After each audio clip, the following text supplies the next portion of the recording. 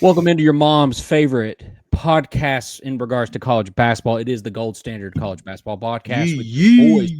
Big Papa, that's Bobby Hoops. Oh, yeah, baby. That's what I'm talking about. Crisp. Hey, cheers to us, man. Last time we were together, it's been a couple weeks. It was right before Thanksgiving. Yeah. Tried to get a little festive on the background. You may have just now seen it. Yeah. Happy holidays. If that's up your alley. I mean, I'm not saying I'm like anti Merry Christmas or any of that stuff. I'm just saying like that's just the sticker they gave me on StreamYard. So like if you have problems with that, take it up with them. Hey, it doesn't have to be a big deal if you don't make it a big deal. That's kind of how I feel about that whole thing. Sure, but I guess some people want it to be, I guess. But hey, you know what? Doesn't have to be. I gotta just. Oh, for those without video, we are a minute and 23 seconds in, and Big Papa's pouring brown water. You know, it makes sense, really, because there have been, between our two teams, a lot of losses since we last recorded. Vikings are playing Wheaton boys right now, and I have zero interest in watching that game. I mean, still tied 7-7, but the first notification I get and a text from Big Bill in our group chat with the like emoji doing this thing right here was 9, as he likes to refer to himself. JJ McCarthy threw an interception in the first 58 seconds of the game. Cool. Yeah, he's got to go. It's time. I think but whatever. Smoke would argue. Maybe he figures it out somewhere else, but he's got to get out of Minneapolis. You got Justin Jefferson and Jordan Addison. I know. It just seems like at worst you just JJ Jefferson's down there somewhere. There's an old saying that my new head football coach, which that's a whole thing too, right? Yeah. My boy Will Stein, Kentucky native, coming in from the University of Oregon to be your new head ball coach up in Lexington, and he has this motto: "It's just feed the studs." And I'm like, I love that. It's simple. Just get the ball in the friggin' playmaker's hands and get Why out of the complicate? Why complicate things? Yeah. Why complicate things? Get them the ball. And you know what you need in order to do stuff like that? Periodically, you need a quarterback. And you know who's not getting it done? That dude from Michigan. And you know who's not having a good time in PR world right now? University of Michigan. So maybe they all need to take a step back and just be like, what are we doing right now? JJ didn't deserve that little shot, but hey, I mean, we'll probably talk about it with the basketball team. That's the shining. That is the shining light of Michigan men right now. And some people need to wrap their brains around Lee that you need to get on board. I don't know how many more times, they're mowing down everybody. They've scored over 100 points in 4 of their last 5 games. And a couple of those were against ranked teams. I was going to say, it's not just them beating up on your podunk local teams from the state of Michigan. I mean, they're putting it on your favorite ball club. They beat number 12 Gonzaga by 40 points. My God. 101-61. They beat number 21 Auburn 102-72. I mean, Maryland, they just beat Maryland at College Park, and Maryland, they're not ranked, and they had a couple injuries during the game, but Maryland was shooting 10 of 18 from 3 at half. Maryland, that first half was hot. Yeah, they were just trading buckets. And then they lost a few guys, and then they lost by 18. Which for Maryland, I got to hey, we lost by 18 to Michigan. That's pretty good. Yeah. But that weird world of we didn't lose as bad as Gonzaga did, so I guess we're not that bad. Hey, before we leave, you mentioned Will Stein, your new football coach up in Lexington. I don't think I have, even off this podcast, I've not really asked you that. He played football at Loserville. Mm-hmm. He's a graduate, I would think, of Loserville. Yeah. That's breaking down. That's a thing. Yeah. We don't care, I guess. Just It win some doesn't. football games Well, here. it doesn't. It doesn't rattle me, to be honest, because of his upbringing, which when his dad played football at Kentucky. Oh, that's right. Yeah, that's right. So his dad played football there. His parents are still season ticket holders. Mm-hmm. There's this whole thing of like they know, and which I feel like any seasoned fan who's always to some extent has these season tickets, it's like a badge of honor. It's like I know what section, what seat, what row, like out the back of your hand. Yeah. And that was kind of dropped a couple times in his introductory presser of like my parents. They have been in the same two seats at Bang Bang. Names them all off. It's like for the last 3+ decades, and they still have them. And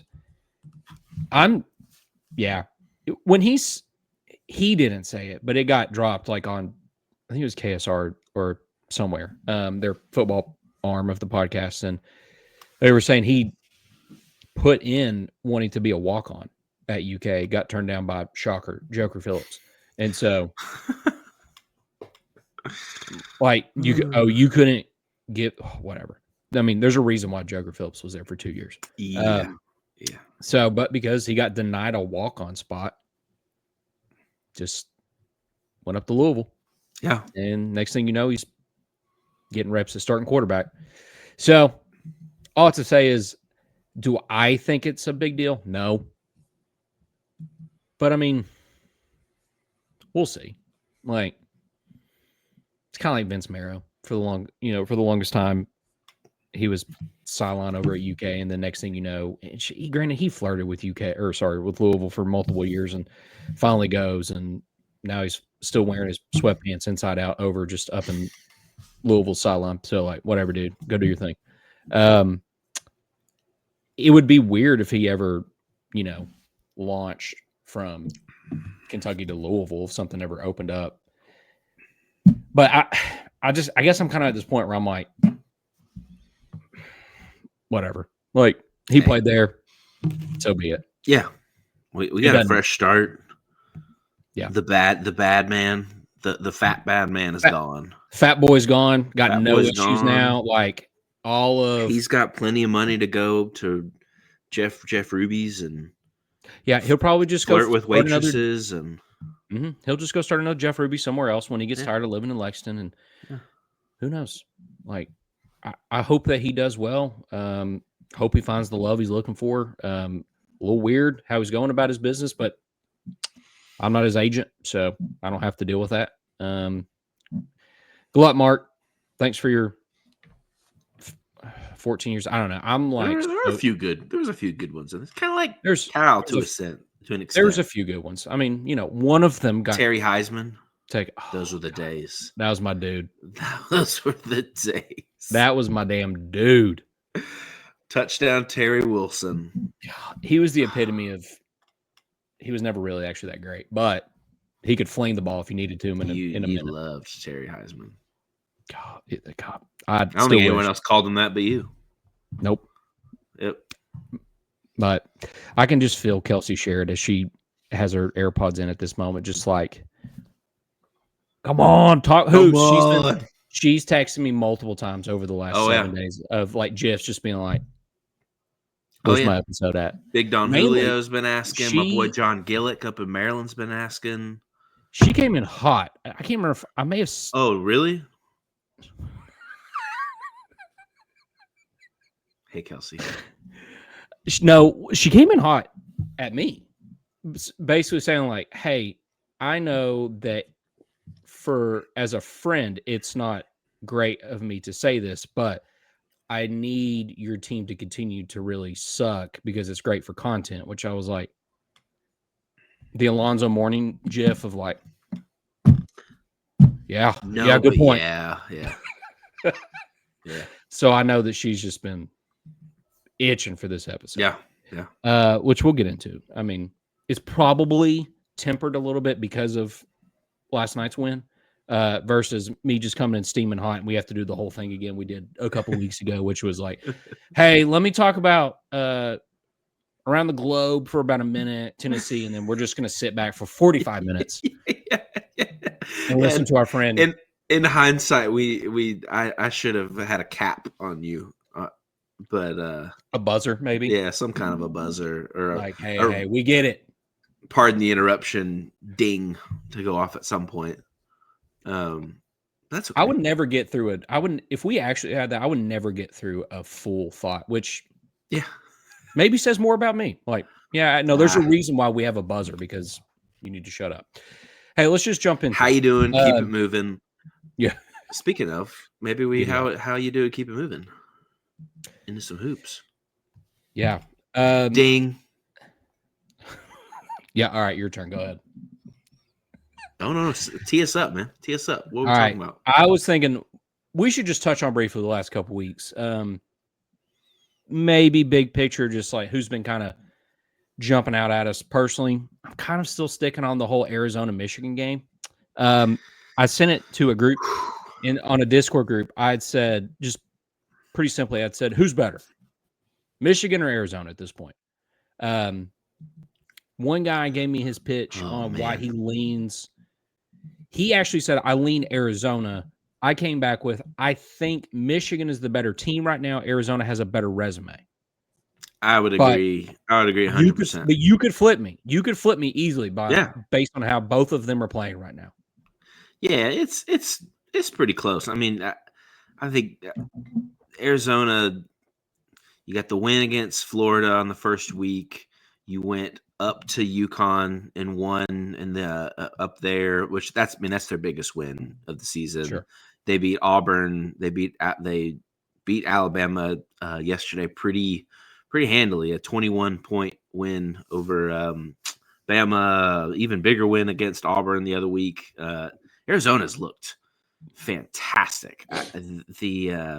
What's his name? Koa Pete. The freshman. Koa Pete's been awesome. Shout out to my boy Tobe Awaka. I mean, I miss him. I wish he was still a Vol.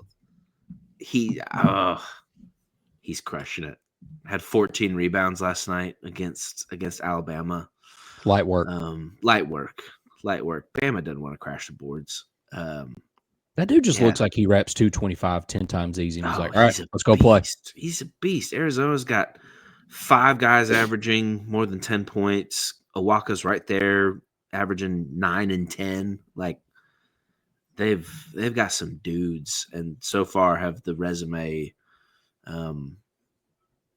Arizona's. I mean, they're. But either team, Michigan. I mean, Michigan's been just as impressive. Yeah. Yaxel Lendenborg for Michigan. That's just a tough to find a better name out there. No, that's Yaxel. That's a top 5, like in the as our boy. I think it's Ryan. I don't know if Ryan Hammer does it or somebody. Just like all American name for the season stuff, and it's Yaxel. I would put up there just because it's crispy and fancy. Shout out to J Train for leading the charge in his household of recognizing that maybe somebody knows ball when it comes to recognize real up in Ann Arbor. I'm just going to say I haven't seen him post once about Tennessee basketball. Who? J Train. J Train? I wouldn't say J Train is really a Tennessee fan. Not to my knowledge. Not in a bad way. Just I agree. He's a Michigan man. In the way you want to be a Michigan man these days. J Train is a solid Michigan man. Yes, he is. Some other people are having an absolute young PR nightmare. Yeah. Yeah. This is just for the one guy who knows who we're talking about. I don't know what you're waiting on. I'll give you until February. How about that? I'll give you till February. If February 1 you haven't switched, I don't want to hear it. I don't want to hear nothing come March when they're, predicted and most likely get a 1 seed and have an unbelievably easy route to the Final Four, and then you all of a sudden are like, yeah, baby. Wolverines.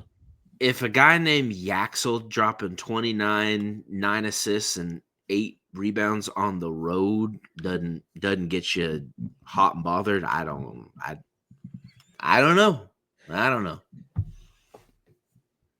relax. Come on, Lee. I don't know what you're waiting on. I mean, I like that you sent that screenshot teasing us. But He kind of did. He kind of did. Hey, I'm watching, which I appreciate it. He's over here They trying are- to say, like, they I'm watching are- ball.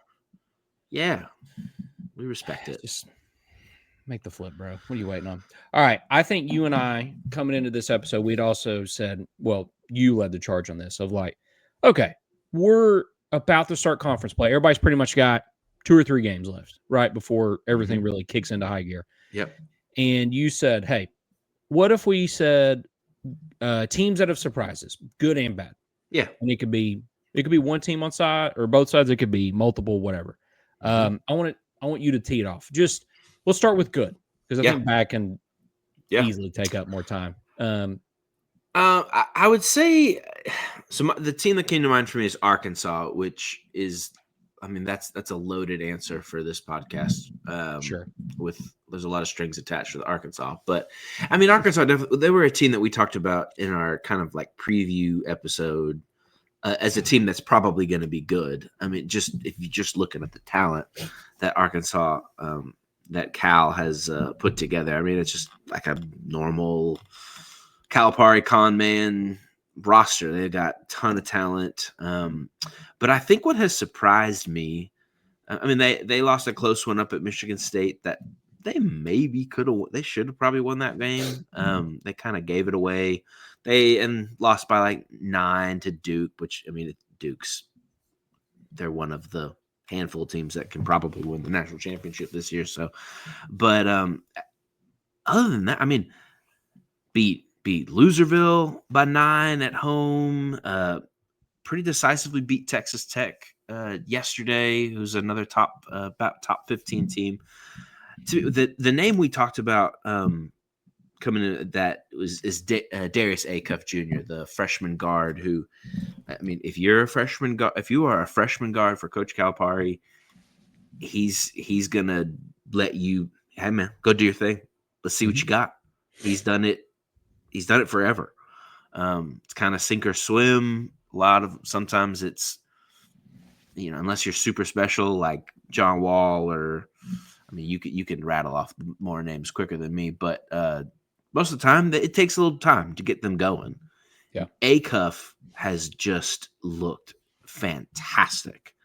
And I mean, and he was a big AAU McDonald's All-American scoring guard, but he has looked like a point guard. I mean, he is facilitating, initiating offense. He's getting guys looks like Trevon Brazile he looked like a madman. Looked like a madman. Looked like somebody took his lunch money and he's coming back for vengeance. Like, my goodness. He had 24 points yesterday against Texas Tech, and Acuff is just like the straw that stirs the drink for them right now. I kind of was thinking that needed to be DJ Wagner for them this year, and that somebody with all the stars they've got on this team, only one guy can shoot it. So someone needs to be facilitator, playmaker, something like that. And Acuff is doing that while also scoring. He's leading them in scoring, averaging almost 18 a game and almost 6 assists and 46% from the floor. I mean, Acuff's been. If Acuff shoots even like 33% from 3, yeah, like, just get like good luck. He's been fantastic, and it's just like, if he's going to do what he's doing and facilitate the offense the way he is, it just raises the waters for everywhere else on the team. Guys like Brazile, he's been around college basketball. This is his 4th or 5th year in college basketball, and he's always flashed and had. But to me, it helps guys like him get more comfortable, get going, and so I guess it's kind of been it doesn't necessarily surprise me that Arkansas has been good to start. It's kind of how they've done it, specifically what Acuff's look like for a freshman has been really impressive, and Cal gets to sit in the press conferences and complain about NIL because he doesn't have anything else to worry about right now. Nope, he's got his fastball back. He's got talking about guys using NIL money to pay their alimony payments and stuff like that. Like, dude, what are we talking about? I mean, objectively, I'm like, damn it, dude. You kind of getting me. You're kind of getting me back. Like that's vintage Cal. But that's just vintage con man. Like when you're winning all that stuff, you're like, Cal, you rascal. You're so funny, dude. But then when eventually, whether it may not even be during the regular season, I'm at the point I wouldn't be surprised if they finish top 3 in the league.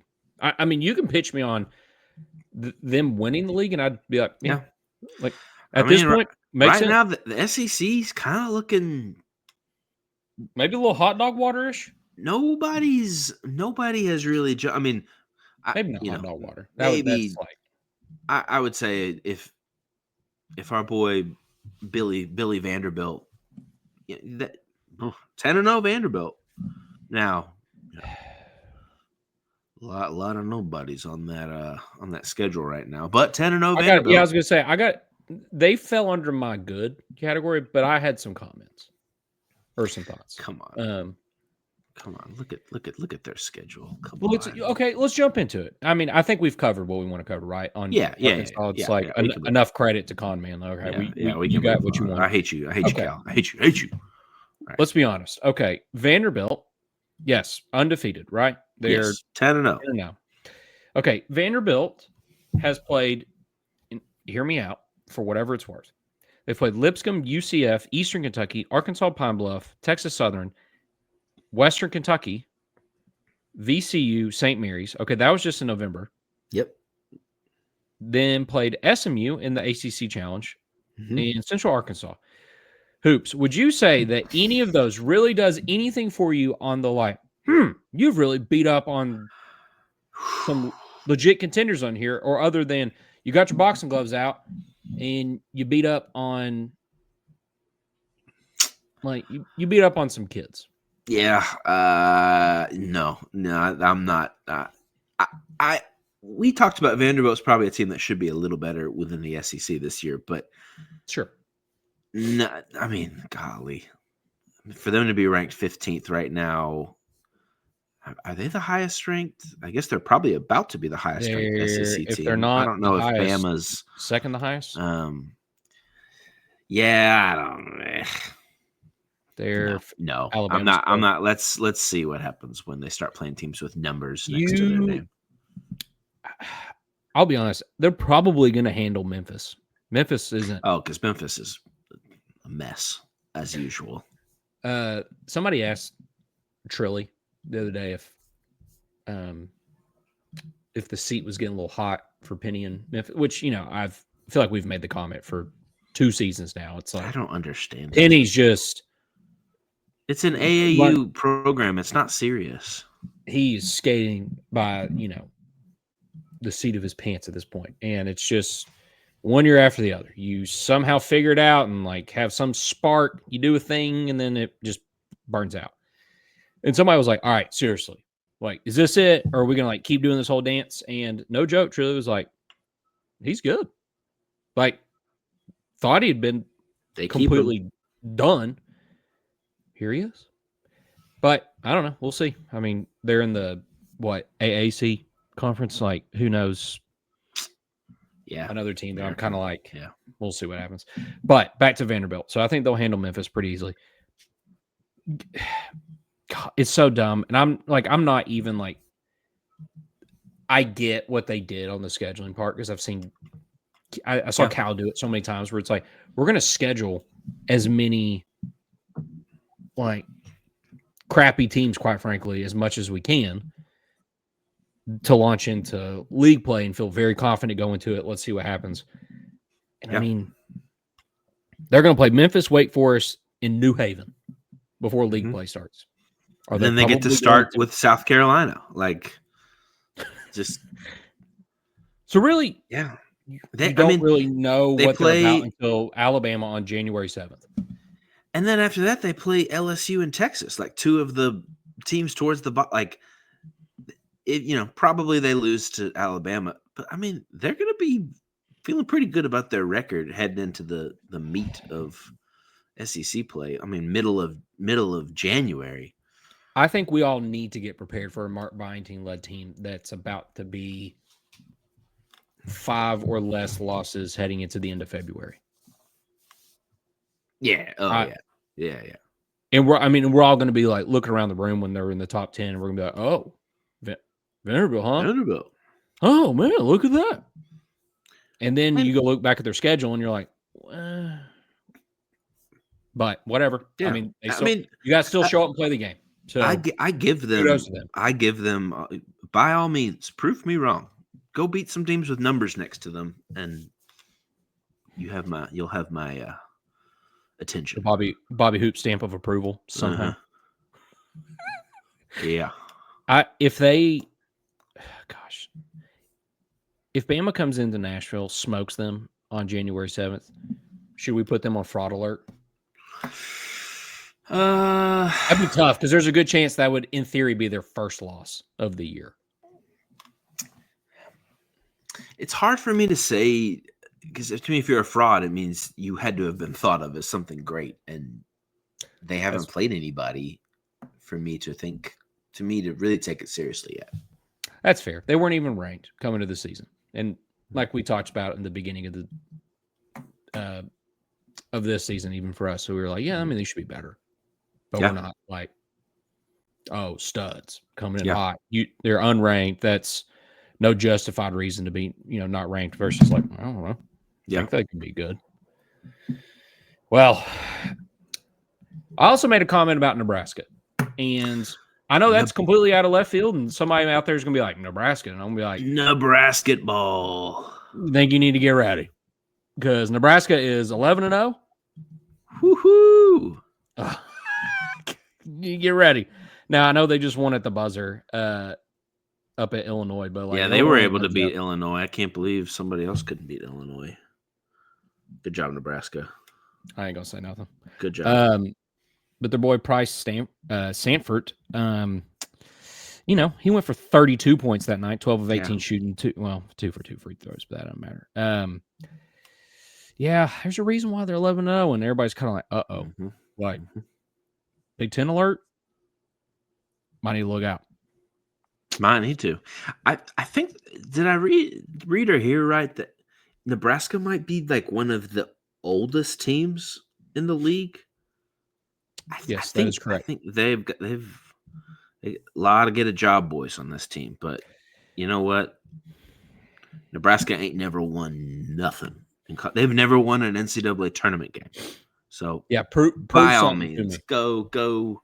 I'm rooting for Nebraska. I'm Big Bill. Shout out. That's right, Big Bill. You need to get on the mother-loving bandwagon. Back to your beloved Huskers. Quit acting like, it's that old janky hoe who left me at the altar years ago. Like, get back in the game. Put your red on. Let's go. He's sitting there just going, Missouri. Tiger, you just get ready for the Tigers when they whoop up. Yeah, okay. It was just, some say it was always Nebraska. They're good, man. They are good. All right. They got a lot of guys on this team. From all over the world. This is kind of, we've got a guy from the Netherlands and Lithuania and Iceland and Turkey and. Are you telling me they're an organization that realizes, Euros can play basketball too? Yes, they can. Saying we got to have, not that we have to have 100% roster of Euros, but like maybe they're good. Just saying, there's some people out there who are like, I would never take a Euro. Sure. I think soccer is the world's game, but basketball is good. We might get into that one individual who happens to be located up in Green Bay later on, but fool just made a stupid comment. We'll talk about it. I'm good on the whole good side of things, unless you have anybody else that really just jumped out. Okay, team that surprised me that is just like, I just put it as bad. You've not lived up to, my expectation, which doesn't, hold much weight. I have no stake in any of the fandoms of any of the teams, but NC State, not going great. Yeah. Not great. They were the new hotness coming into this year. Will Wade comes in. You're fired up. He's ready to go. He brings The dudes in. renegade, Will Wade, the renegade, the bad boy. Big bad Will's back in town. Fat ass offer, big ass offers. He once famously said to the FBI tape. All right, here's a couple notes I've gotten down on NC State. So they're 7-4 at the moment, which you may be like, man, whatever. 7-4 is like not too bad. Well, you've kind of lost like all the non-con games that actually matter and carry weight, which is just 4 of them at the moment.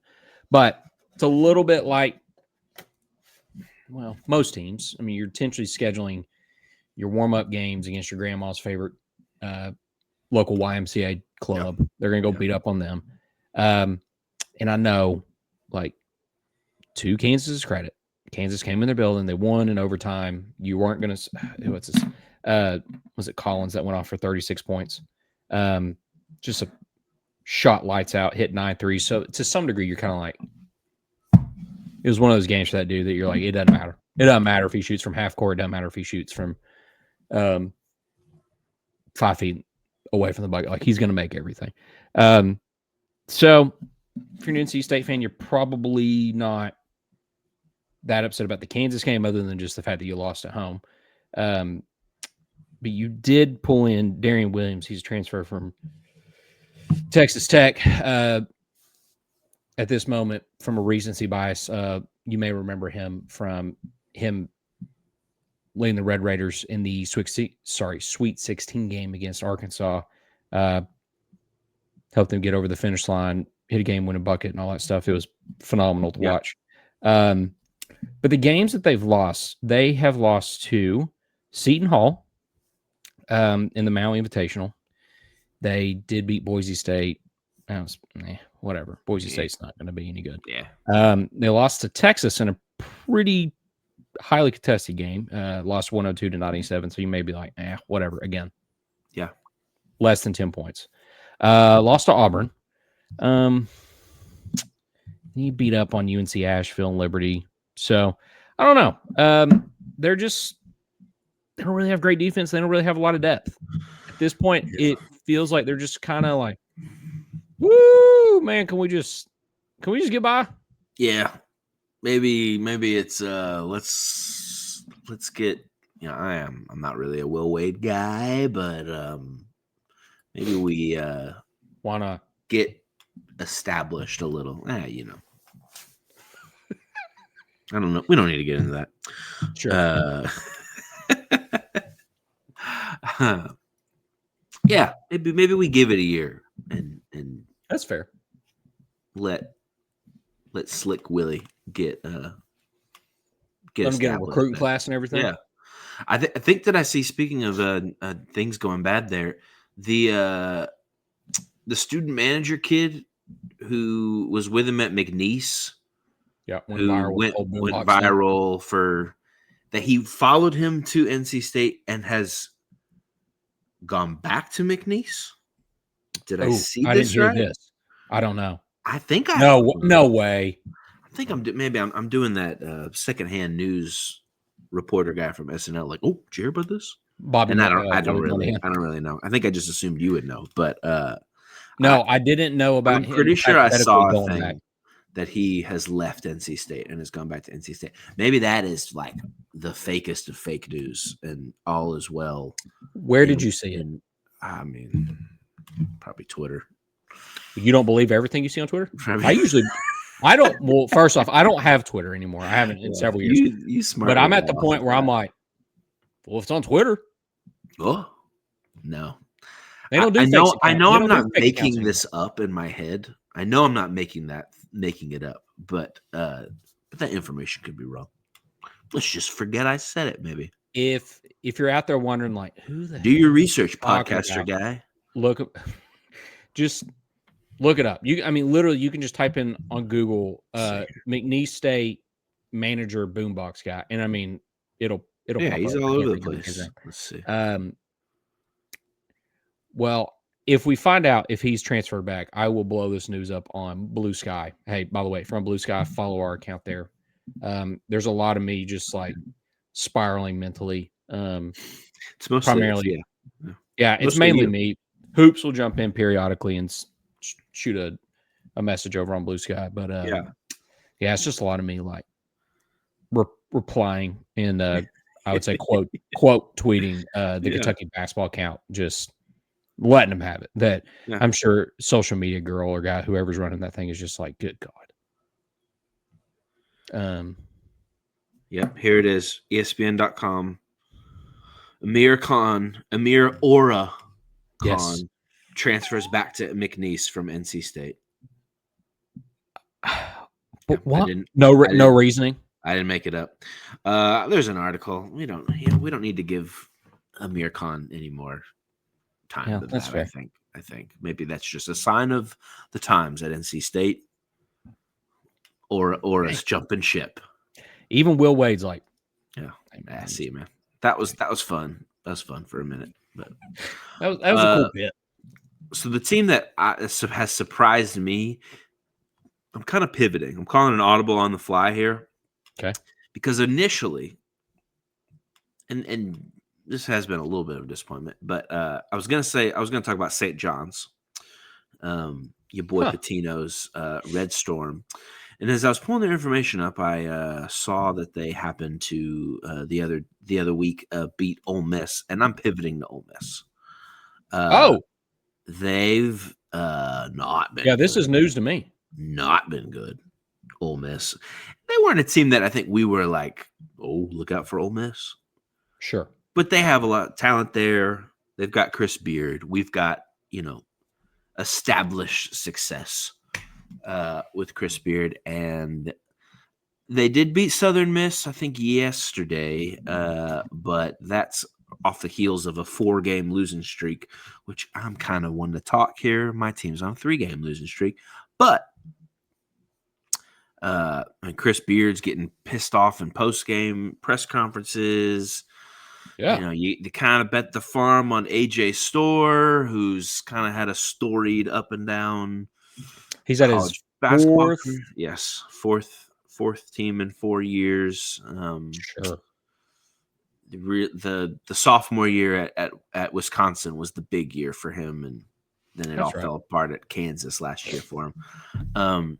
They've lost some close ones, to give them credit, but lost to Iowa, lost to Utah, lost to Miami, all unranked teams, and then lost to at St. John's by 5.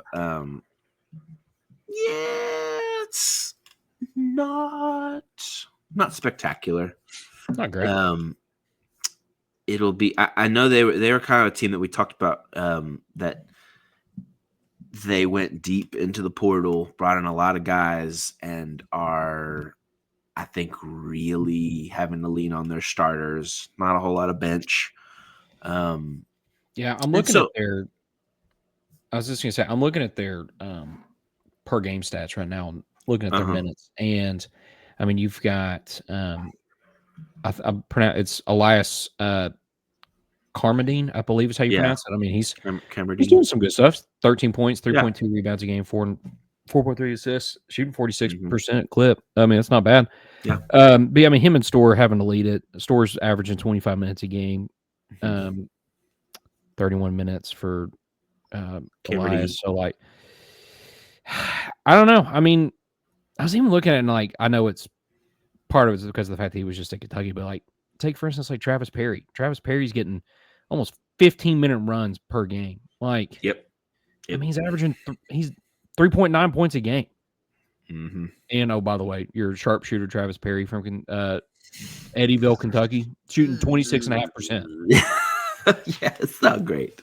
Yeah, they're not getting a lot of help for the starters so far off the bench. I'm sure when especially when post game comments are made by Storr, the one clip by Chris Beard, and Storr was just sitting beside him, and it was like Storr got asked the question of whatever. I think it's some generic question of like, hey, what do we got? Like, what do you think? What do you think? Is there anything specific that's going to change when it comes to? I don't even remember what game it was they lost, but it was a home game, I think, and just like the production is just not there. It's like anything you particular, and AJ tried to like almost take it on himself from a leadership standpoint. Like, well, I got to do something better. And immediately Beer jumps in. And he's like, probably just got to shorten the rotation. Make dudes sit. Which, you know, I mean, I'm kind of like, okay, but does that, I don't know. There's a part of me that's kind of like, does it even matter? I mean, at that point, like, okay, you've got some depth. I mean, I'm sitting here looking at 1, 2, 3, 4, 5, 6, 7, 8, 9, 10. You got 11 dudes who are all averaging some version of double-digit minutes. Yeah. Okay, so you're playing guys off of the bench. Yeah. But basically, anytime you throw in a rotation dude and they come in, they don't give you nothing. No. So no. I guess that's Chris Beard's thing. He's like, well, if they're not going to give me anything, then I'll just shorten the rotation like 7 guys. So eventually, you're going to see dudes like AJ Storr average, I don't know, close to 35 minutes a game. Mm-hmm. Which, woo, a lot of minutes. I mean, he's probably not going to be mad. At least he's going to be able to like pad his stats and get some film. Yeah, the numbers will look good. Other than that, that doesn't mean that. Anyhow, this just goes back to your point of like, I think there's probably a reason why you're 6-4. Yeah. Shall we move to our teams? Yes, we should. You, again, another lead from the front moment. You had propped up like, hey, just to kind of get it started, should we just say one nice thing? Yeah, I think we should. I think the rest of it. I think, there's not a whole lot to be excited about with our teams right now. The rest of it, understandably, is going to have a lot of discussion, breaking down, sifting through, like, what the hell is going on? What's going on here? But real quick, let's just say a nice thing about our teams. Yeah. I mean, especially the way things have been going the last 3 games for Tennessee. I love Jalen Carey. He's the power forward transfer from Vanderbilt, who basically came out and said that when Vanderbilt traveled to Knoxville last year, he looked around Thompson Bowling Arena and was like, I like this better. I want to come here. And he's kind of a bigger body guy. He's like 6'8", but I mean, he's got to be all of like 275, 265. He's a big dude. Yeah. And there was some questions in the offseason of he's got to get in better shape. He's got to, like, if you're playing for Rick Barnes and you are a big man, you are crashing the boards. You are being physical. You are buying into giving it 100% every game, or Barnes will sit you. He didn't care. And so there were a few questions. I think he first few games lost a starting spot, lost some minutes, but has earned his way back and has been, in these last few games when the offense has vanished, Carey has been, we're not scoring. Okay, give me the ball in the paint. And his post game, showing a lot of emotion, hustling.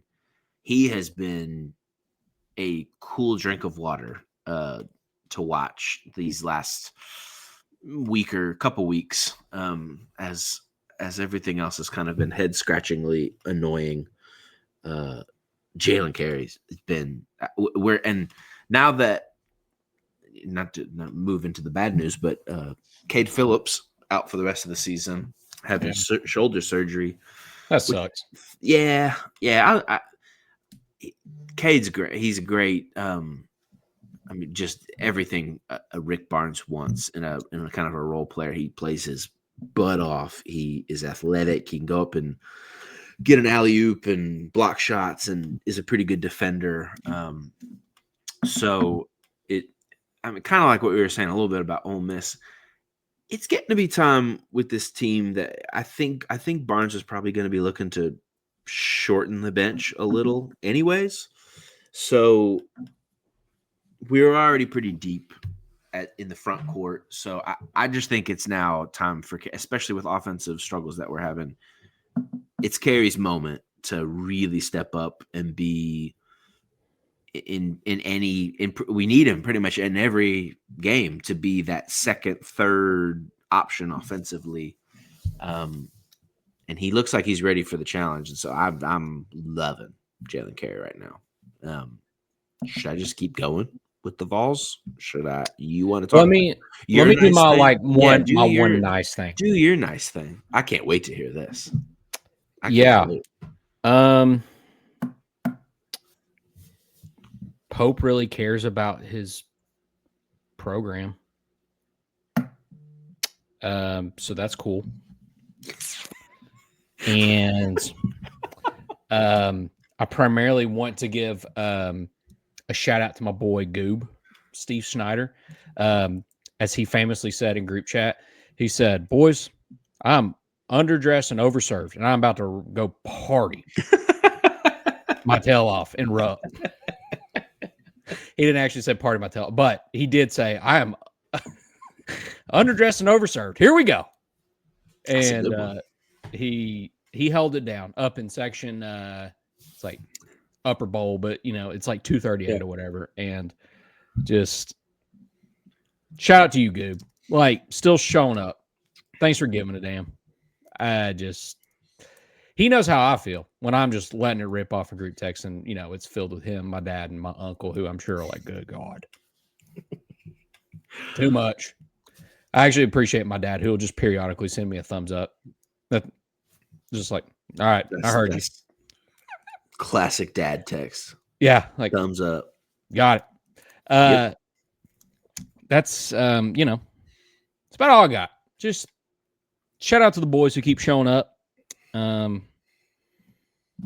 And for a head coach that, who said he would crawl across the United States to come coach, and me just thinking like, maybe shouldn't. I don't know, dude. Do we cross over the bridge into the bad part? Soggy Sorrows land. My God. Do you want to go first? You want me to go first? I'll go first. Okay. I'll go first. Yeah, it's been quite a 2 weeks. Or, well, I guess, yeah, I'll say 2 weeks for the Vols. Highest of highs 2 weeks ago in the Players Era tournament, beating Houston, number 3 at the time, Houston, which was one of the.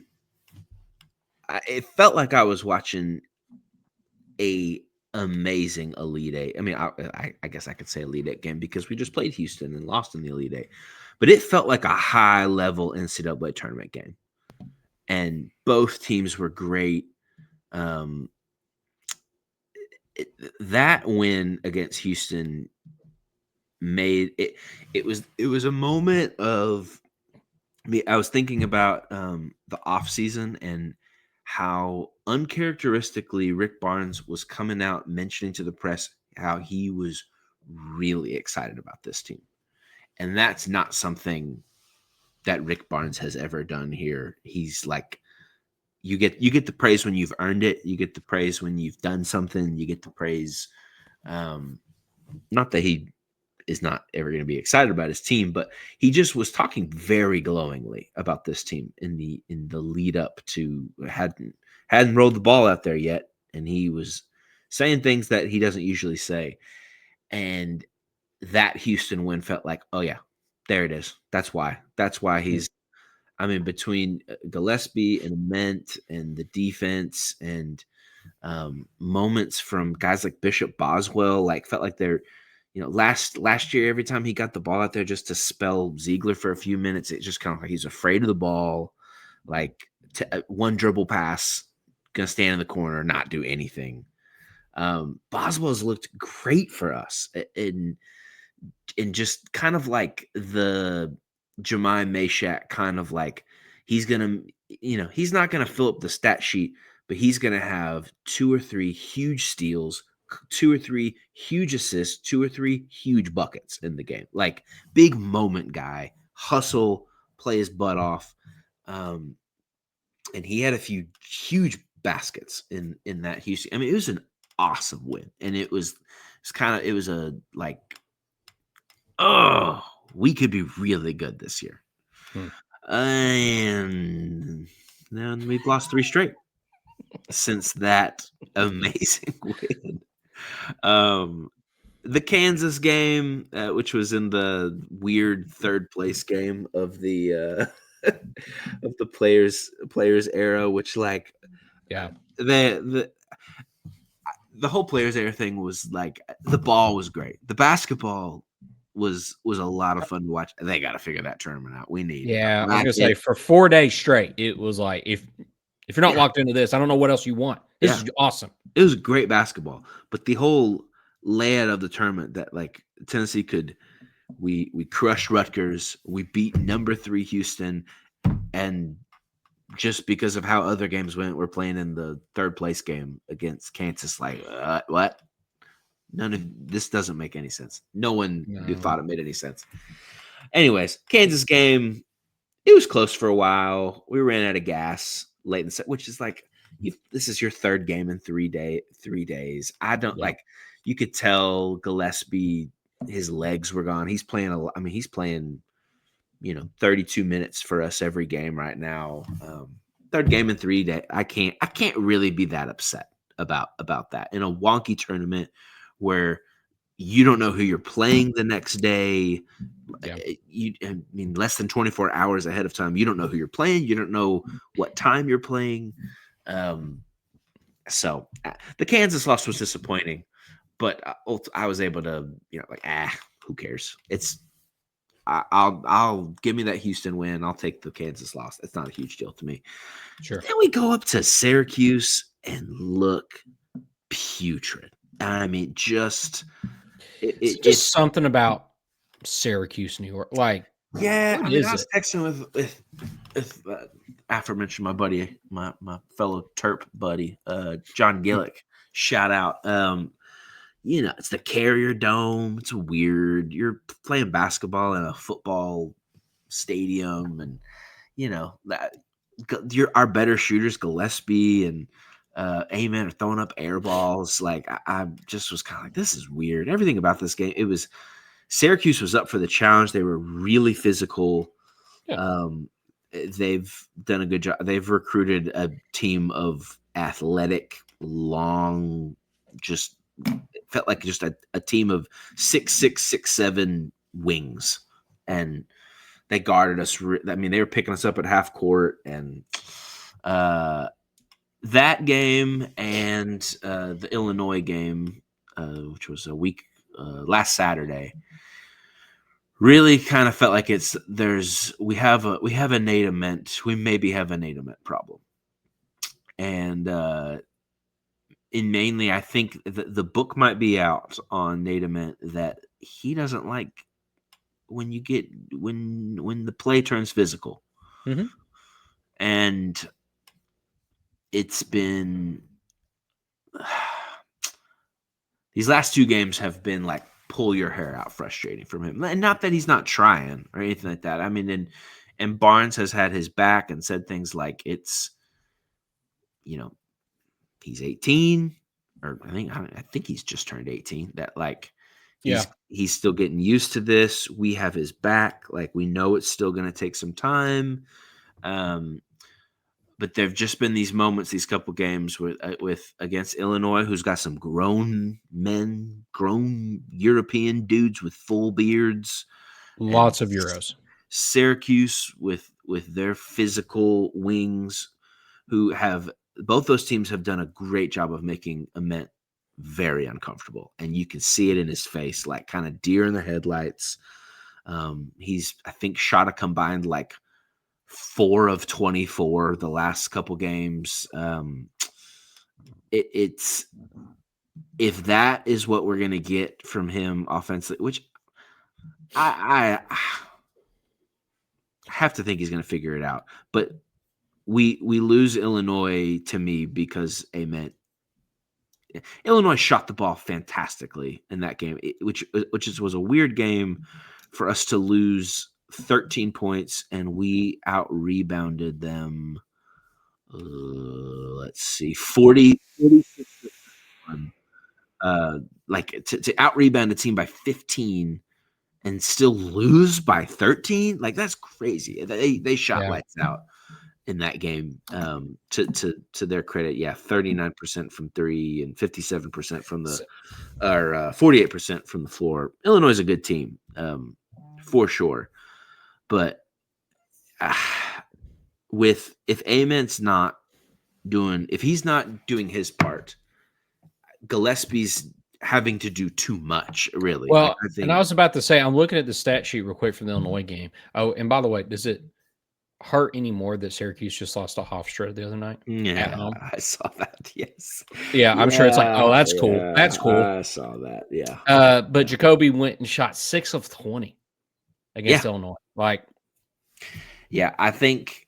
Now, is that, again, you're talking about like he's maybe feeling like he's got to do more if he's sitting there watching? That's how I've taken it. I think the games, the way this team is designed, we need Gillespie to be a 15 points, 8-9 assists guy, not 20 plus points.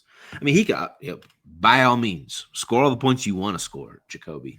But I think that's not the design of the team, is for Gscbb to be your leading scorer, to or if he is, then it's a night where he scores 15 and everyone else has like 8 and 10 and 13 and it's a team win. Now, I mean, Estrella's been banged up, and he's also a guy that you're kind of banking on getting a lot of points. I mean, he only played 7 minutes against Illinois. But Ament's just got to play better. He has, like, the Tuesday night we play Loserville in Knoxville, and I mean, you going? No, I wish, but I'm not. It's hard for me to say that it feels like a must win in December. Hey, I've used that multiple times this year. But they will have had 10 days off since the Illinois game. I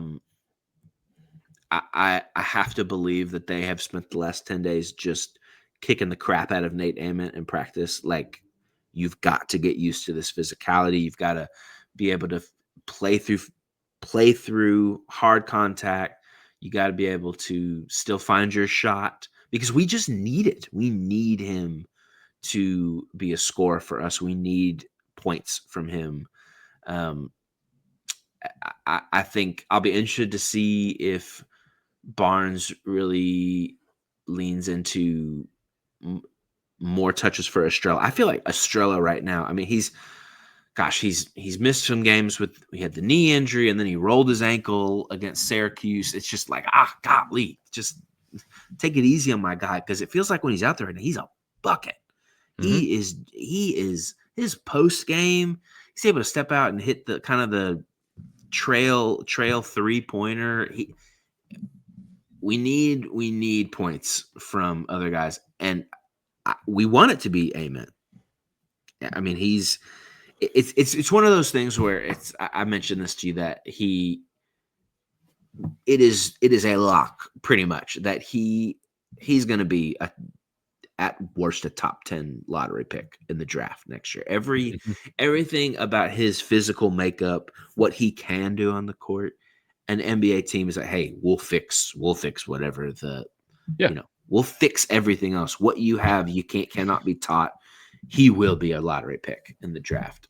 And so it's the last couple of games have been like, man, I don't want this 1 year with us to be wasted with you being scared of the spotlight. And that maybe is a little harsh after just a couple games, but man, you were brought here to be the guy.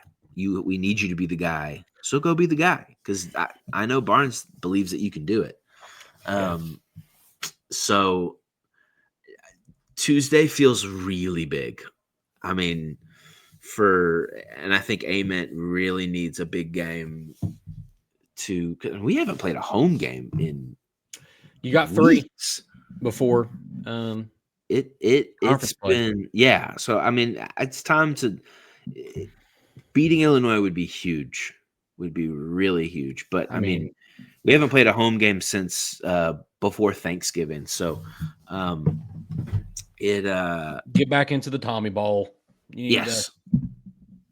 Let's you'll tighten the screws against Gardner Webb and SC State. I mean, yeah. 1-11 and 0-11. Like Yes. that's not going to do much for you other than you're just trying to get some stuff figured out right before conference. But like you beat Loserville Tuesday night.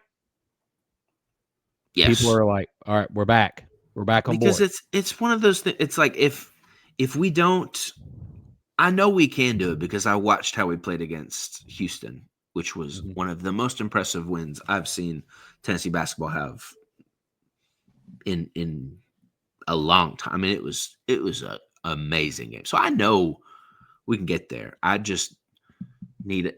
Aim it, shake it off, find your inner dog, and go put the ball in the hoop. Hey, whatever drives you, big dog. Whether it's that check that you're getting cut, which buddy, not small. Yeah, buddy. And I think Deacons, in comparison to last year, with your sharpshooter that we Chaz Lanier. Sorry. I mean, he straight up like early, and that last year was like, we're paying Chaz. I mean, he didn't literally just say Chaz, but he's like, we're paying some people a lot of money to shoot the ball, and they just don't shoot it. Yep. Which was like objectively, everybody's like, he's talking about Chaz. Yeah.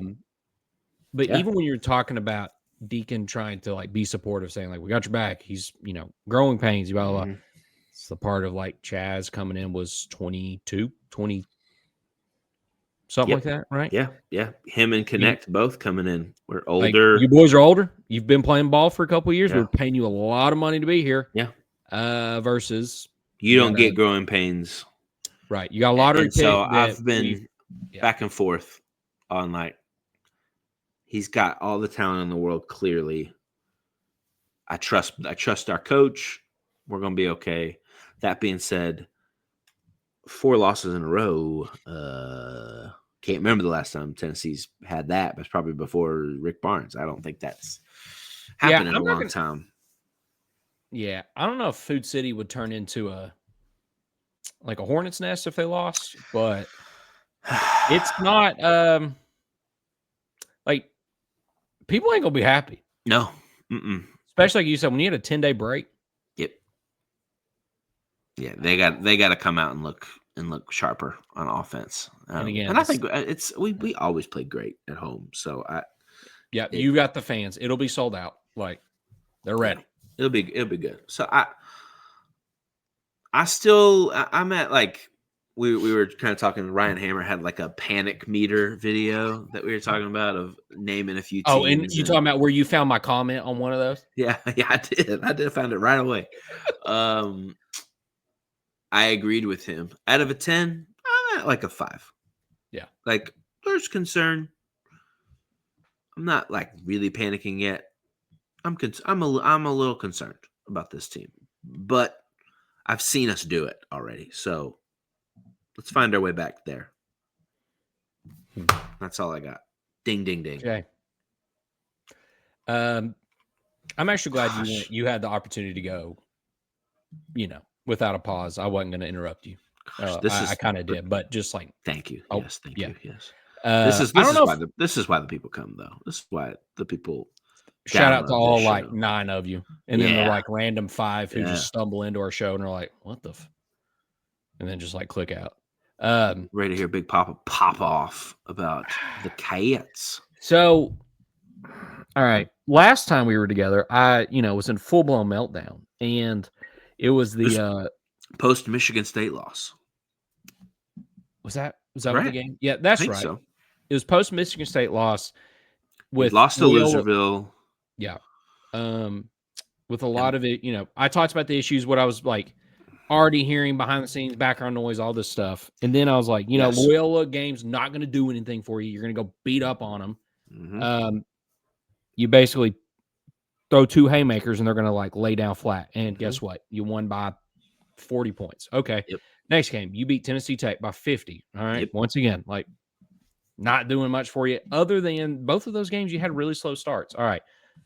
Big contest. North Carolina comes in. I sat there and talked about like Caleb Wilson and Tucker and, all the stuff, how I had this full blown marketing plan to go forward of like North Carolina frauds from the jump. Hubert Davis got to go.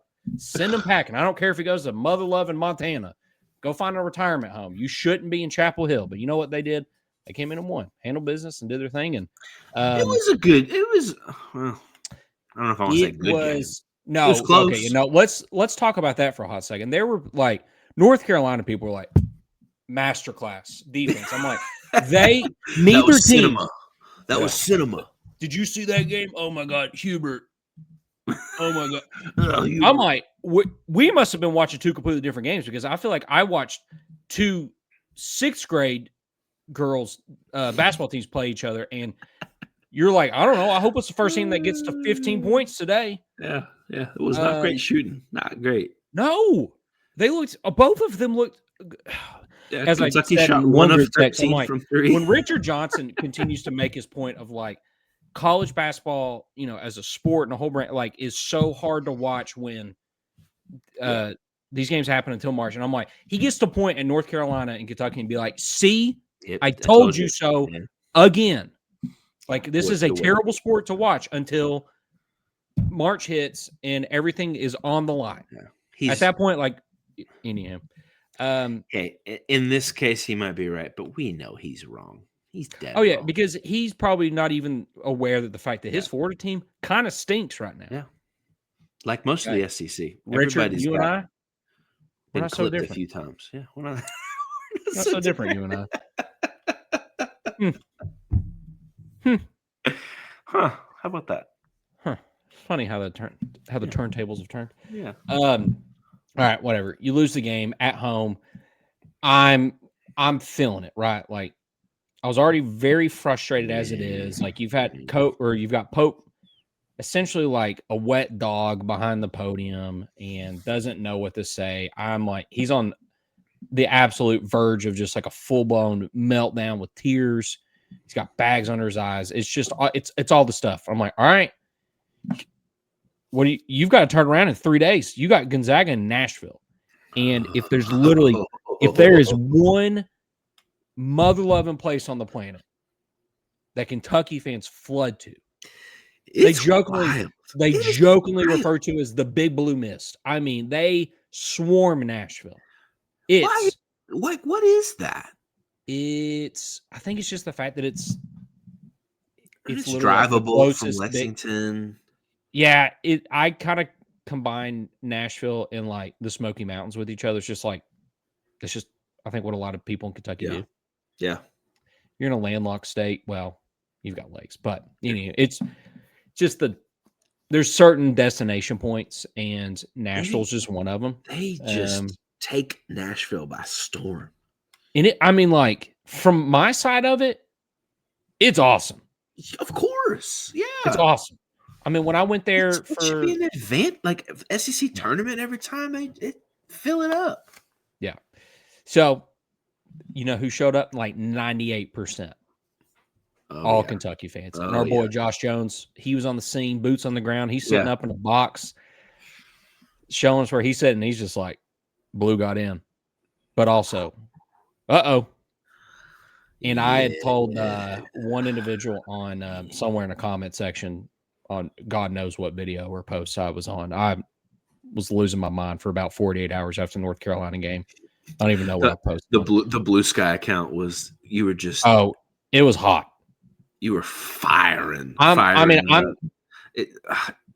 Is it a skeet? Is that what they call it? On Blue Sky, I think. Skeet again, another thing. Like I've. Oh boy. It's what I know. I didn't make that up, but I actually don't know what the. Sure, I don't know what the equivalent of a tweet terminology. Yeah, I'm just tweeting like crazy. I'm tweeting at insiders. I'm like, he's done. He's not the guy. And they're like, hey, whoa, like, I hear you, but pump the brakes, big dog. And I'm like, you don't understand. And, of course, they're like, we don't really care. Then you go get beat by 30. 32 points to 32 Gonzaga, and points. you didn't look competitive after Dude, 5 minutes. The boos. After 5 minutes, it was done. It was over. Those boos at halftime, from as we mentioned, Beautiful. mostly beautiful. It was wonderful. I deserved it. That was how many symphonies did Beethoven write again? It's not a question for me, big dog. Well, whatever. I'm not sure Whatever Beethoven guy. you name, whatever is your favorite symphony of Beethoven, that was my favorite. Was the boos raining down, all in unison, and it felt like a flood was just coming straight down into the corner of the basketball arena as the team walked out into the arena to at halftime. And I'm like, you deserve it. You deserve every single bit of that. So then that got into the whole issue of like, do you boo college kids? Which I am objectively, I'm like, it's not a great look. And even when I was telling Dee about it, I was kind of getting into the like, but reasons A, B, C, D, X, Y, mother loving, she's like, yeah, but y'all were booing college kids, and I'm like, yeah, those are. Hey, listen, it's not the same as professional athletes, but those are some pretty wealthy college kids. If I do say so myself, they are getting. This is getting about as close. I mean, you may not want to call it professional athletes, but I'm just saying we got a $22 million roster. Hard for me to be like, don't worry about it, man. It's cool. Yeah. They're just kids, which they are. Yeah. And I know I like sent clips of it, but KSR, they always do a rapid reaction after the game. And this one was their longest one. And I mean, they were sitting in Nashville on the court at like 1:30 in the morning recording. And a gentleman named Stephen Peak, he's like the tech guy, everything. He runs the camera. Well, periodically he'll sit there and spar, go back and forth. And this was one of the ones he joined in on. And I mean, it was hard for me to disagree on a lot of stuff. And Stephen, of any time that anybody else is on, they're all usually in more of a reporter type role. He's like, hey, I'm just a fan. Straight up. Like, I'm just a fan. I happen to work for KSR. I run the back end stuff. And I mean, at one point he said, these guys are they are literally not in a different tax bracket compared to, and he like point to the upper bowl. He's like, compared to like the guy and the gal who paid a lot of money that they saved up to be here for probably 2 to 3 nights, like got a hotel, buying food, pay for gas, all this stuff. Yep. And then they paid for the one game because they don't get season ticket to Rupp Arena. Maybe they get to go to the SEC tournament, but we all know how that goes, right? You're like, you're banking on like, does your team make a run?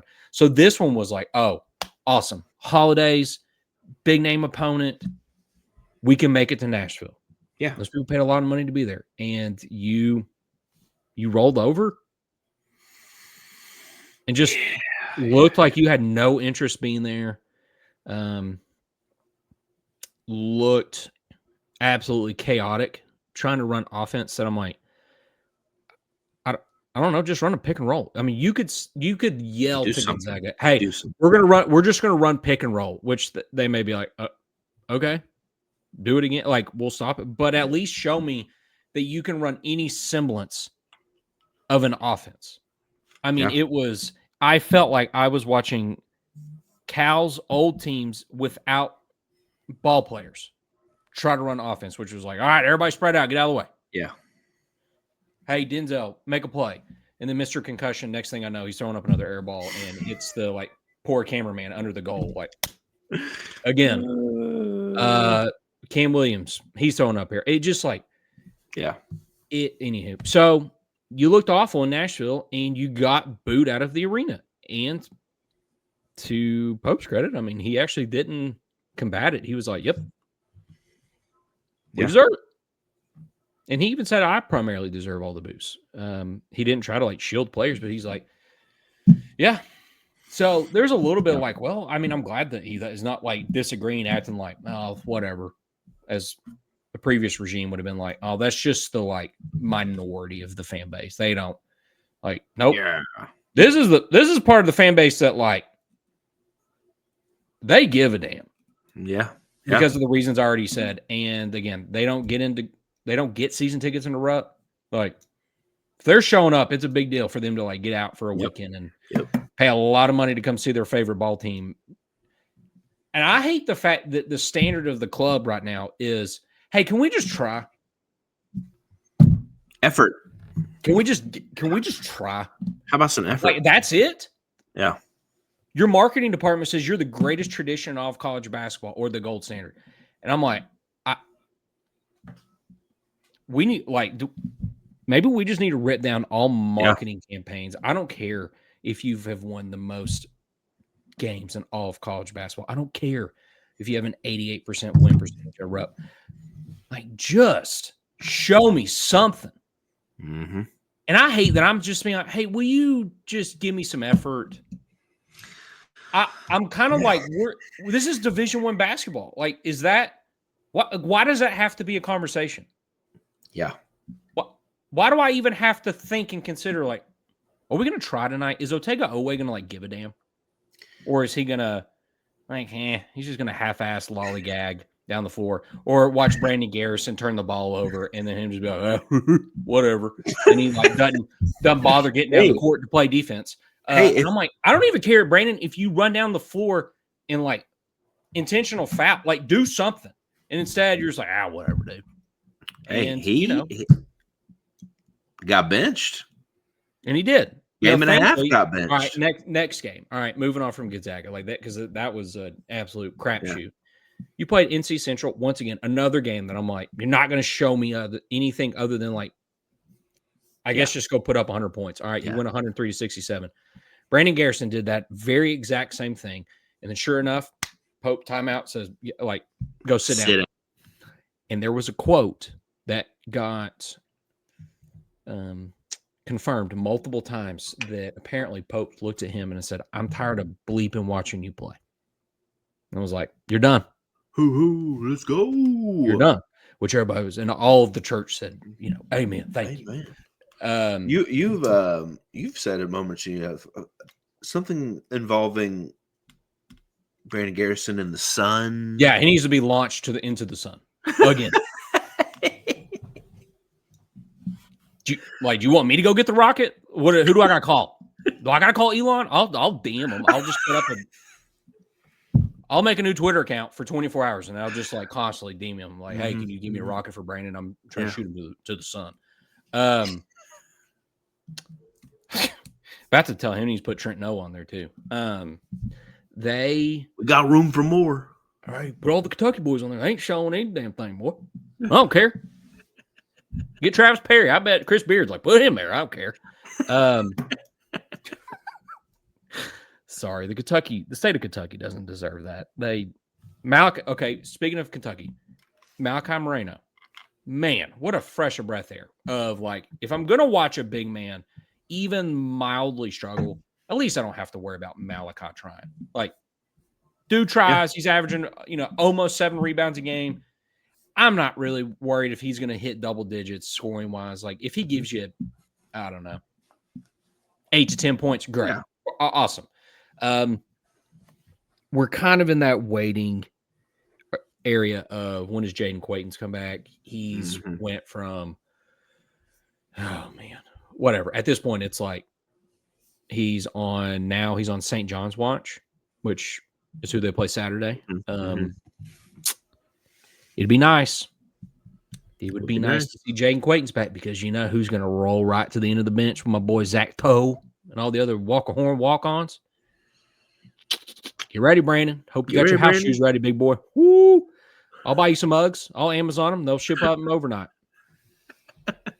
Just tell me what size you want.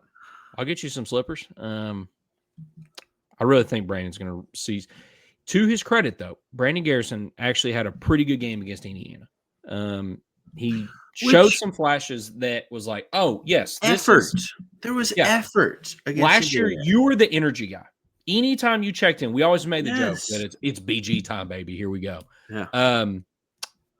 And you showed that. You showed moments where it was like, yep, okay, you've got bounce. Okay, you can get back on defense.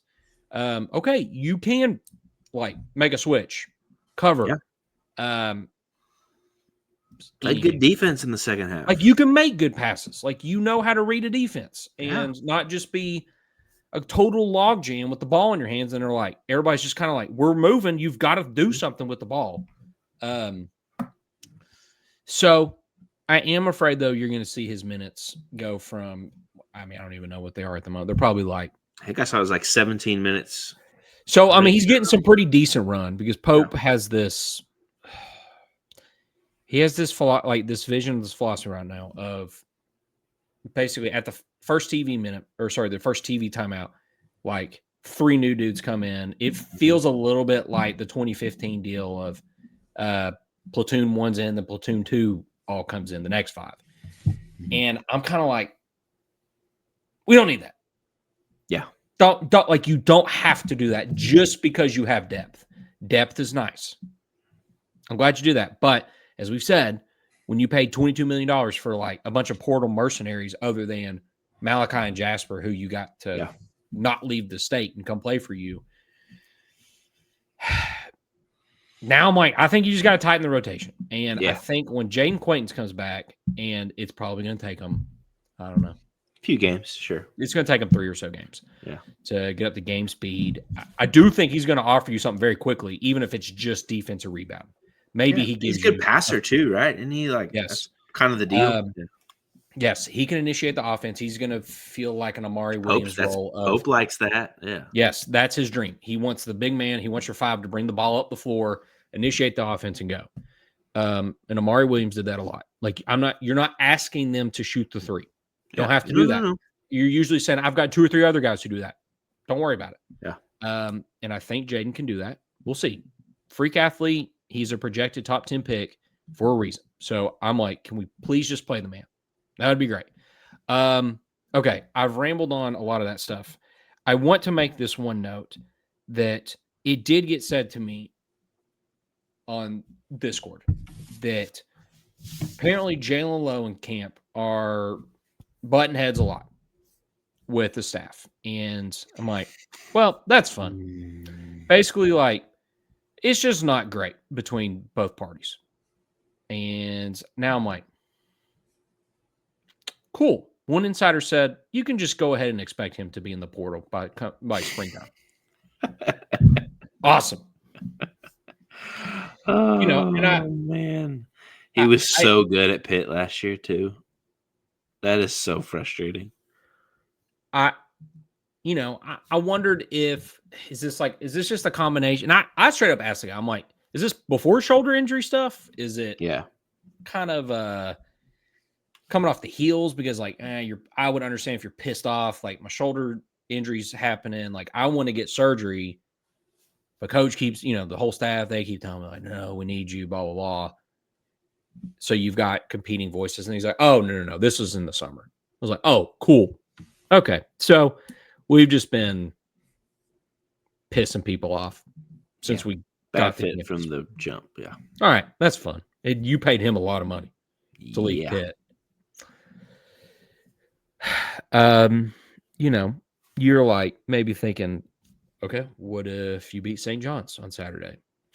You beat Bellarmine, then you're like, oh, you're 9-4. Like, well, because also, like, here's the deal right now. Like, looking at even just like the top 25 teams right now, like, in thinking about us getting into SEC play here soon, Bama has 2 losses. Arkansas has 2 losses. Florida has 2 losses. Tennessee has 3 losses. Auburn has 3 losses. Kentucky has 4. Like, nobody's looking fantastic. Yeah. Or no one's looking unbeatable. So even with all these, I think everybody's a little frustrated in the SEC right now. Unless you're Vanderbilt, they haven't played anybody yet.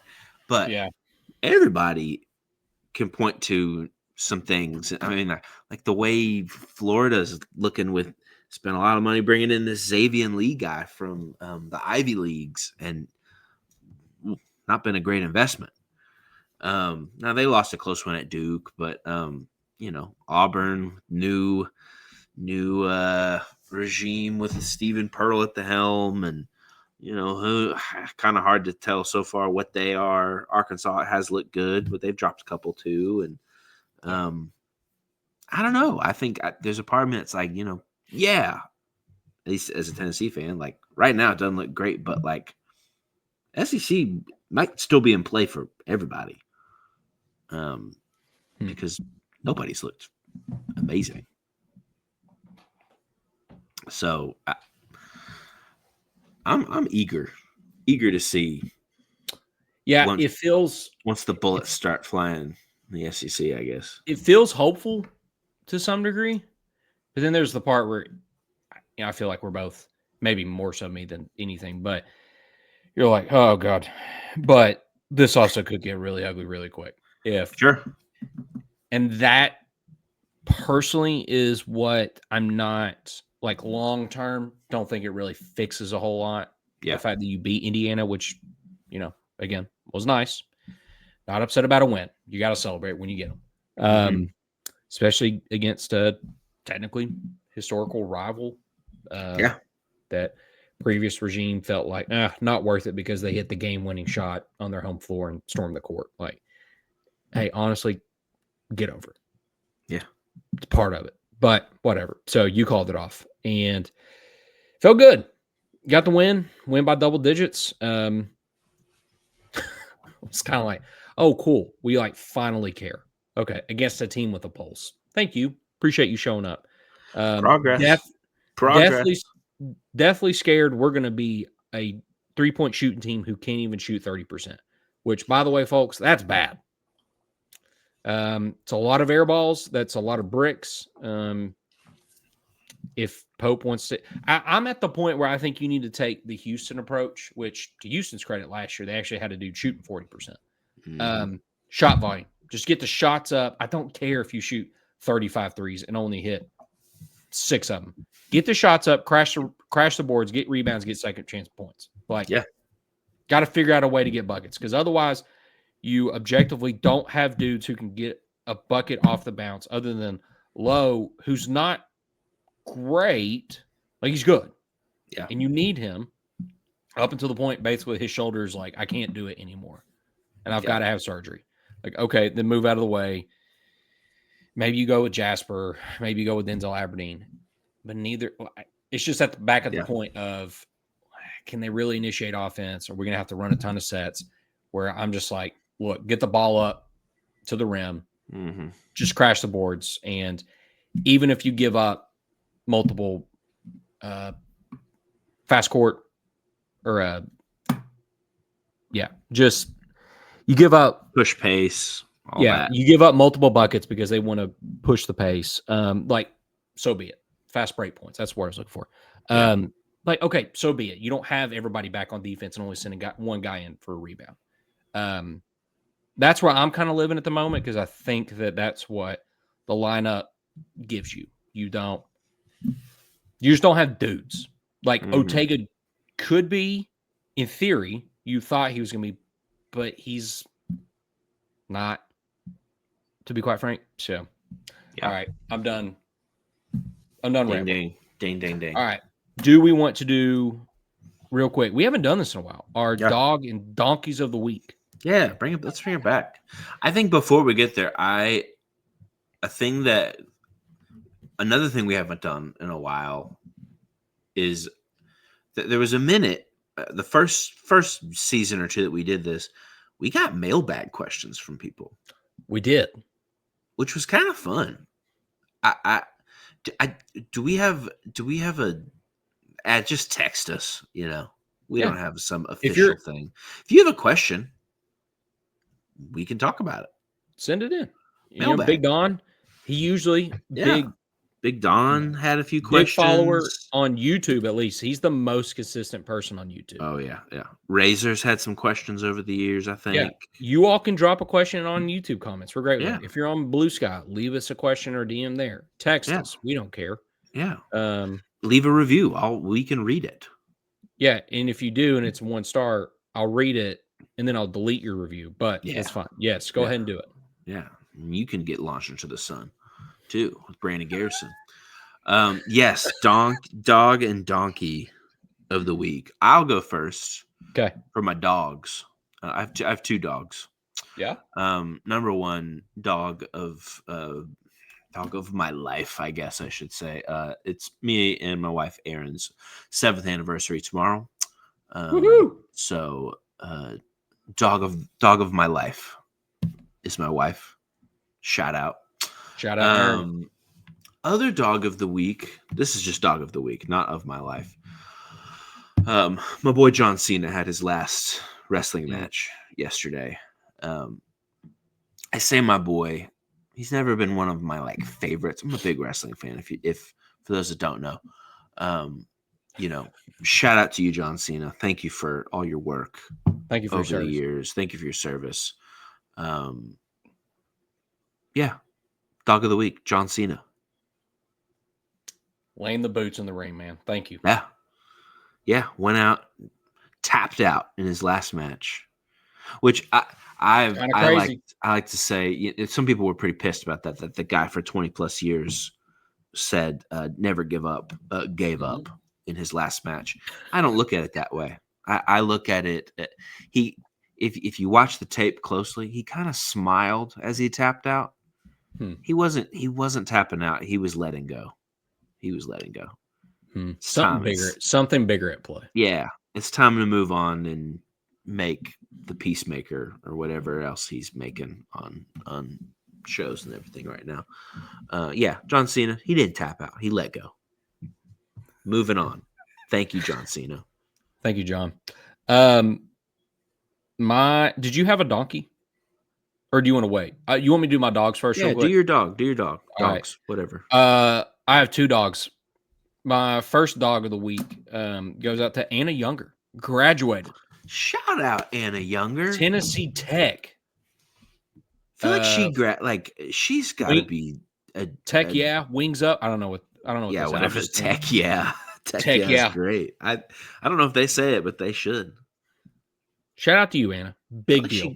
She graduated in like 20. It felt like she's been there like 20 minutes and she's already graduated. She's a genius. Yeah. She was like, I'm just going to knock this out real quick. Yeah. Knock it out real quick. She's a genius. So shout out to you, Anna. My other dog actually goes out to all the random internet strangers and my internet friends on Instagram. We cracked the biggest reel I've ever posted. Currently sitting at 55,000 plus views. Yeah, about a cigarette.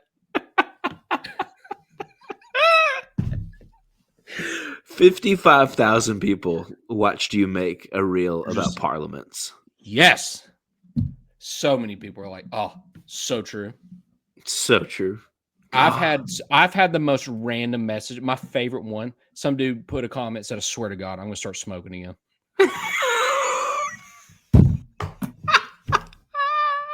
I pinned it. I was like, you got it, big dog. This is the best interaction I've ever had. I swear I'm going to start smoking again.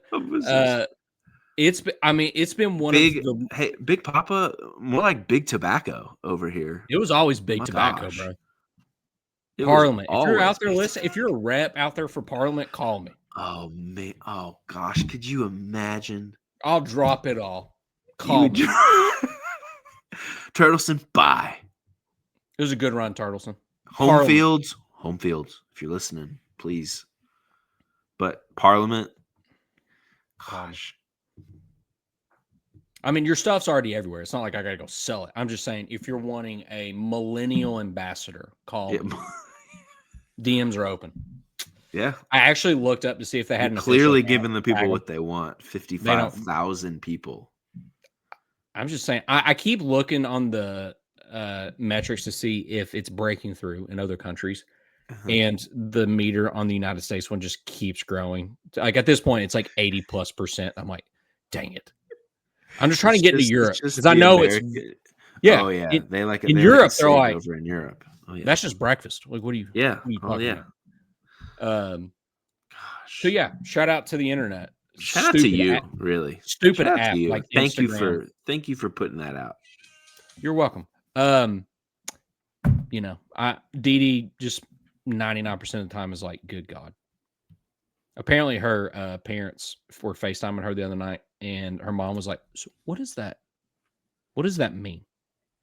Like, what was it? And Dee was like, just don't worry about it. Yeah, don't worry about it. It's not for you, really. Nope, it was for the millennials and whoever else who secretly loves big tobacco. So yeah, those are my dogs. Okay. Donkeys. You got anybody? I mean, it could easily be Donkey. Could be like a candidate for Donkey of the Year. Diego Pavia of the Vanderbilt Commodores football team. Oh, I hate that guy. Donkey of the Year? I hate that guy. I hate him. There's like a small part of me that's like, I hate you. Like almost like that scene at the end of Anchorman where Vince Vaughn is holding Ron Burgundy on the West Mantooth is holding him on the ladder, and he's like, I hate you, but damn it, do I respect you? I don't really respect him, but like I do love the fact that Vanderbilt, already a school that I am very much not fond of, has that. Like, if it gives me that much more juice and oomph to the Vanderbilt rivalry, like I kind of like that. Like, I don't really want him to graduate and leave. Which graduate, I think at this point he's how old is he? He's definitely in get a job territory. Oh, for sure. He'll probably be Theo Vaughn's like right wing man. Whenever he'll be on his podcast. Oh my gosh. Oh, nothing sounds worse to me than listening to Theo Vaughn and Diego Pavia do a podcast together. Diego's had a heck of a few weeks for himself. He came into Neyland Stadium and just basically pantsed the entire 102,000 people, including me watching at home. They just embarrassed us in our house. And then he gets invited to the Heisman. He's a Heisman finalist. He doesn't win. Praise the Lord, he doesn't win. But he's immediately putting stuff out like, F the voters, man. So and stupid. People are asking him questions like in the lead up. They're like, they're just trying to create content, talking about other Heisman winners. Who's the best college football ever, Diego? Do you think it's Johnny Manziel or Joe Burrow? And he's like, me. I'm the best. It's like, yo, I hate him, man.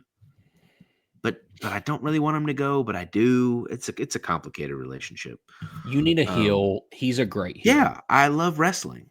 And heels, There's no storyline if you don't have a heel. Like, not everybody can be what's the term? Face in babyface, babyface. Like, not everybody. If you only have that, then everybody's essentially the same. Yeah, you've got to have a heel. You need a heel. It just happens to be Diego, and he just happens to play at Vanderbilt.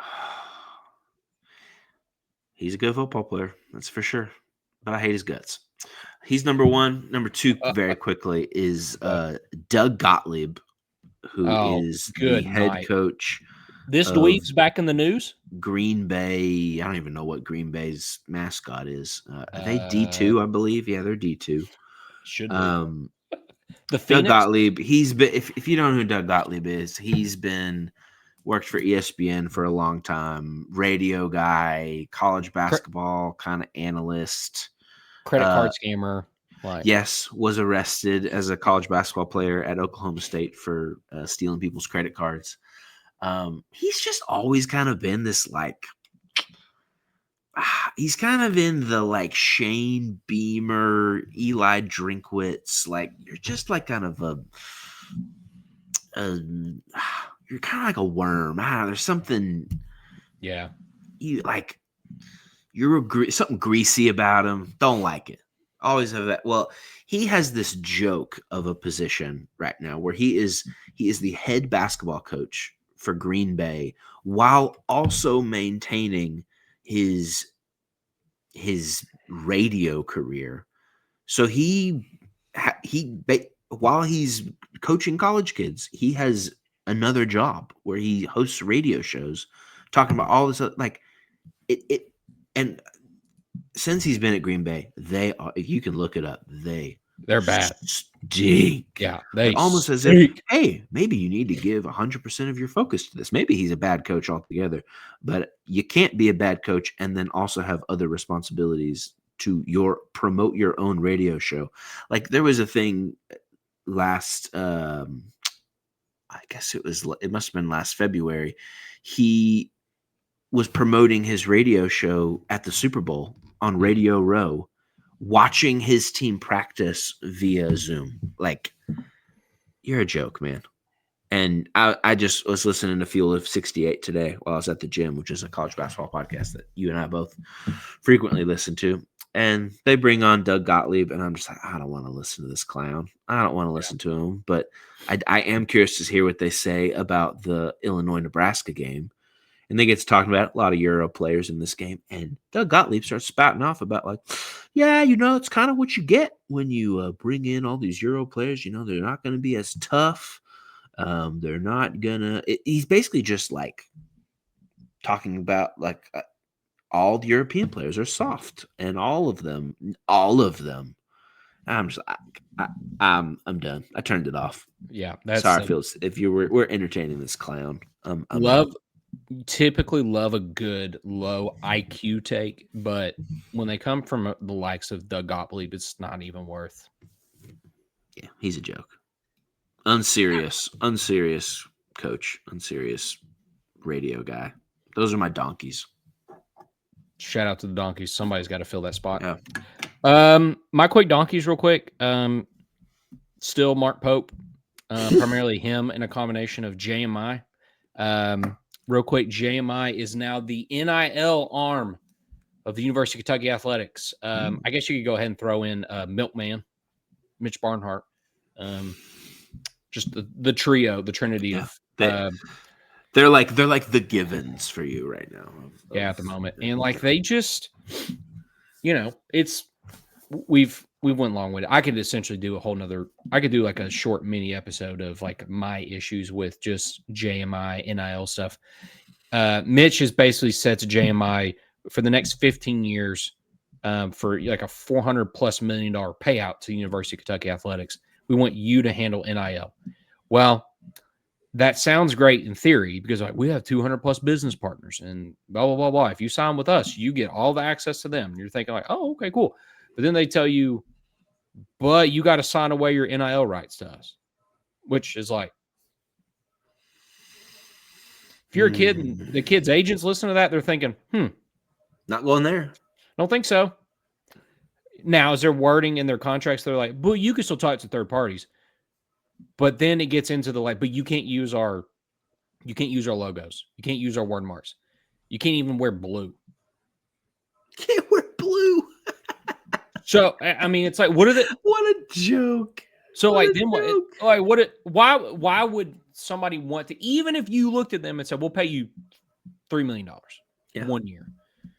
If you have to jump through all of that crap, because there's a good chance those people also have, private NIL deals with like other companies that have said, we'll pay you X amount of dollars that's off to the side. Yeah. Straight cash. But maybe you have to go through JMI and then they can take 20% off top. Like, okay. Yeah. And you know who hasn't signed anybody in there were a 2026 recruiting class yet? Mark Pope. What up? So, but yeah, sure. Go talk about the machine of JMI and how they're like helping you land recruits. So that seems to be going great. Thanks, Mitch. Yeah. Thanks, Mitch. My other one, Lamar Wilkerson, point guard for Indiana University. Oh, heavily recruited by Kentucky, to the whole point that they took him to Keeneland, did the whole bit, everything. Like they wined and dined. He ended up picking Indiana over Kentucky. One in part because there was a family member who wanted a job in Indiana, said, sure. Pope said, I'm not giving your boy a job on my staff, knowing like he's not really going to be doing anything other than be here. Yeah. That part I actually kind of understood. But he was quoted as saying, I didn't pick Kentucky because I didn't just want to be another guy. Well, dude, as bad as Kentucky season's going, you lost. You lost, and you got pantsed. It was fun watching that, though. Yeah. So, good for you, though. You had 4 fouls and had to sit pretty much the entirety of the second half before you came back in at the end. So, tough look for the brand in Indiana University, who, you know what? They're actually doing pretty They seem to be doing okay with football. So I don't know if they're actually that worried about basketball. Yeah, I don't think they care at all about basketball right now. They're got the Heisman Trophy winner, #1 seed in the college football playoff. Indiana's fine right now. Like we got basketball. Right, well. Yeah. Yeah, that's all I got. Bob Knight's turning over in his grave right now. Bob Knight's just he's throwing chairs in his coffin. I'd hate to see Bob Knight right now in social media world. Wouldn't be good. No, it would not. Be good. At least you got clips of him right now, and it just is what it is at the moment. Yeah. Whew, Bobby Knight in 2025. That'd be no bueno. It'd be great. It'd be great. Yeah, if it would be good. My team. If he's not the coach of my team doing the stuff that he does and says what he says, great. Yeah. Yeah. All right. Let's roll. Man, look at us. We put in the work tonight. That was a doozy. We had a lot of stuff to get off our chest. Hoops, is this getting any better? Maybe for me. Yeah, I got a feeling it'll probably get better for you. Maybe for me. If anybody's wondering how I currently feel, and I've sent this privately to Hoops, just go watch the clip of Will Ferrell and Conan sitting together. You can just type in Will Ferrell, Conan, it's not going to be fine. Yeah. And it's like a 3-minute clip. It's not going to be fine. There's a part where Conan, and I can't even remember the gist of the conversation, but he essentially is like, no, Will, it's going to be fine. Yeah. And how Will responds is exactly how I feel about everything right now with Kentucky. That's kind of most of our conversations right now. It's me trying to bring you down to earth a little bit. You're like, no, but your team won. Like maybe we're back. Yeah. It's not going to be fun. Nope. Too many big picture issues. But who knows? Maybe Pope does the thing and makes me not say, hey, man, it's a good run. Hot seat year 3. And I say, ooh, you know what? Just a bumpy road in year 2, but like, we can do this. Yeah. I got to see something. I got to see something quick. So. Still December. Long way to go. We'll keep saying it. At some point, I can't use that line anymore. No, you can. It works, and it's true. It works, but I can just hear Kelsey giggling. A lot of ball left. A lot of ball to play. Oh, your team still sucks. Oh, dang. Couldn't be us. Can't wait to hear you ramble about it again. Yeah. Somebody's got to do it. Yeah. All right, I'm going to go watch the fourth quarter of 9, try to beat Wheaton boys. So just be 9. Just be 9 until we get Joe Burrow. All right. I'm Big Papa. Bobby Hoops. That's Bobby Hoops. See you, gang. See you.